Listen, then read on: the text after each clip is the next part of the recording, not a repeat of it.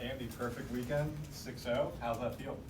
Feels great. It's really exciting to be 6-0, and especially I think with the preseason schedule that we've had so far, it's really exciting and definitely a confidence booster for our team. But we're not done yet. We're going to keep going, get back in the gym this week, and keep working on things. Campbell, what was it like to get your first extended run at the Vandy Center? It was awesome. The crowd was awesome, my team was awesome, and I had a really fun time. Andi, it was a little bit of a slow start in game one just for you. What connection started to work better as the match went along? Yeah, in the start of the second set, I looked at Bergen and we both agreed we're just going to see ball, hit ball. It sounds cheesy, but it really works, especially for me. I have to remind myself of that when I start overthinking it a little bit too much, and that's what I was doing in the first set for sure. So we looked at each other, we said we're not worried about it, we're just going to see ball, hit ball, and it really started going from there. And then when Campbell came in, she was just firing the ball and did an awesome job getting it to the middle. So also kudos to her because it was really easy to get hot from there. Andi, over the last few matches you've hit under 250. What is it like just to look a little bit more like yourself tonight?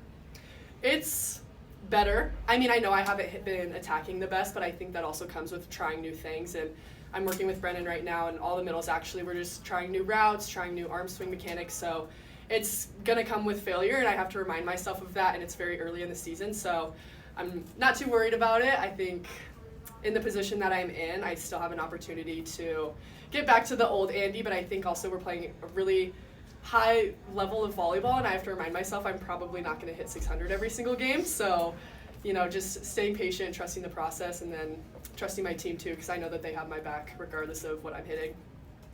Campbell, Danny made a lot of lineup changes in the second and third set, and you guys just kind of kept rolling. What does that say about this team that there's zero drop-off when you sub a lot? I think that just shows our versatility and how it's 17 strong and how everyone is going to contribute this season and how everyone is good enough to contribute this season. And I think that if we stay together and we all contribute our ways, it'll be a really good season.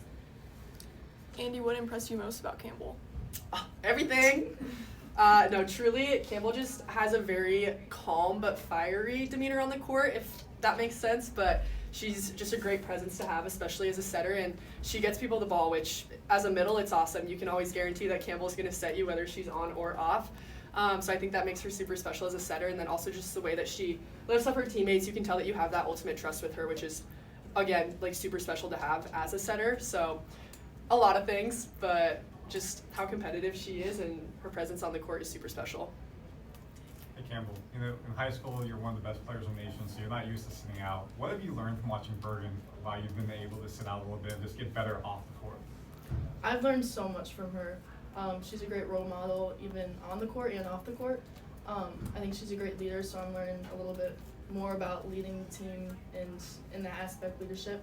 But also just her overall game, her defense, her blocking, and her setting is really good. So just trying to be more of an overall player, because I'm good at setting, but I definitely need to work on my defense and blocking. So I think just through practice, it's really helped too, just watching her block, set, or dig, and just it's helped me become an overall better player. Campbell, does Danny talk before the match about if circumstances are right, trying to play a lot of players in the match, and does that help everyone stay engaged? Yes, I think even if she doesn't, she usually does, but if she doesn't, everyone on the bench is still ready to go whenever she calls someone's name.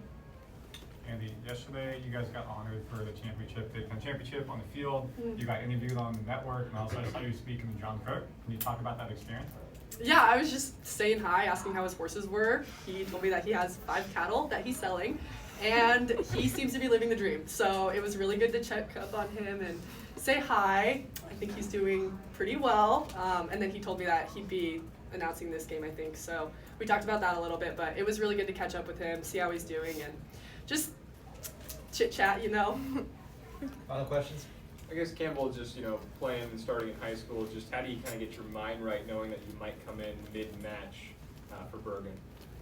I think just always being ready and encouraging everyone and just being a really good teammate, either if it's on the bench or on the court, just being being ready whenever they need me. Andi, on Friday I saw some moms wearing some wigs. Can you explain that? Yeah, that's our annual mom wig night. They started it last year, and we were talking about it with our team because I think Danny said that she's going to do it next year too, which I think would be awesome, and they would love if she did that. But we had a lot more moms contribute this year, so it was really fun to see because you just saw little specks of green and blue and pink in the crowd. It's super fun for them. So. Who started it? Good question. The moms last year. I don't know Okay. who started it specifically, but it's a tradition I would assume now. Andi, how would you say you guys served tonight? Well, for myself personally, poor. But I think as a team overall, we're really trying to serve the ball harder and have that better like ace to error ratio. So I think with that comes those errors. But I think we have good intention trying to serve the ball harder and serve teams off the court. So like I said, with that is going to come errors. But we're definitely being more intentional with serving more aggressively in the seams and at players and targets. All right, thanks everybody. Thank you.